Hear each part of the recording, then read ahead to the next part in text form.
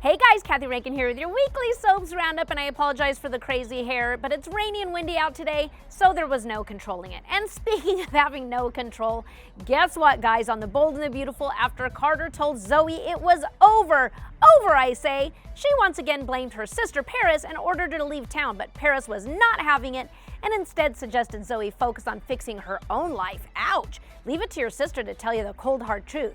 Now, after Finn overheard Thomas accuse Vinny of messing with the test results, the lab tech finally admitted what we all pretty much knew. Yes, he switched the test results. Of course. Did anyone think otherwise for even a second? No. So this means Finn is the father of Steffi's baby. Well, good old Finn raced to find Steffi so he could share the good news and keep her from jetting off to, you guessed it, the favorite soap opera glamour destination, Paris. Meaning the city, not Zoe's sister. Now, coming up, Hope has to decide what this latest news about Steffi's baby means for her own future with Liam. Now, on Days of Our Lives, Gabby prevented Abigail from sticking a needle filled with Dr. Rolf's serum into Gwen's neck. There's so much I want to say about this, but I'm not going to touch this one, you guys. Now, when Gwen promised not to implicate her, Gabby set the nutso nanny free, which means there's now a psycho running around town. What could go wrong? Now, after hearing what his wife had done, Chad realized how much help Abigail still needed.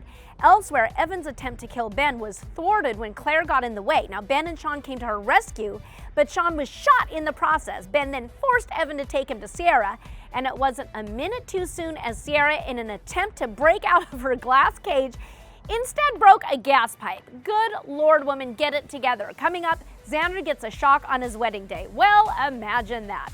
Now, over on General Hospital, Franco took Peter hostage and forced him to confess to his crimes, but in a shocking sort of twist, Peter escaped, and as the men struggled over the gun, Franco was shot.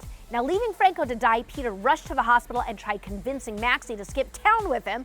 But finally, hallelujah, she seemed to have seen the light and sent him away. Liz mistakenly accused Jason of having killed her husband, and Cameron was left reeling by his stepdad's death. In other news, after Chase found out that Finn had run a DNA test, Jackie admitted to Chase that Finn might be his brother or his father. Don't ask me, I'm just as confused as everyone else. Coming up, Peter makes an unlikely ally. Now wait, there's someone in this town who still wants to befriend him? Now that's the real shocker. Finally, on Young and the Restless, Victor and Adam were stunned to find out Victoria was trying to steal Ashlyn Locke's company out from under them. Now, I'm not stunned at all. This is classic Victoria, you guys. And Billy was surprised when Victoria admitted she was making a play for the company, the name of which I'm not even going to try to pronounce. In order to protect him, Devon and Elena met up to discuss their feelings, and I guess you could say it went pretty well given that they wound up having sex again. Okay, now Chelsea, who was keeping everyone but Chloe in the dark about the fact that she can actually walk and stand, started scheming against Adam. Oh, this is gonna get good, you guys. Coming up, Billy received some shocking news, as if his illegitimate child wasn't shocking enough. That's it for this week, you guys. We'll see you next time on the Weekly Soaps Roundup.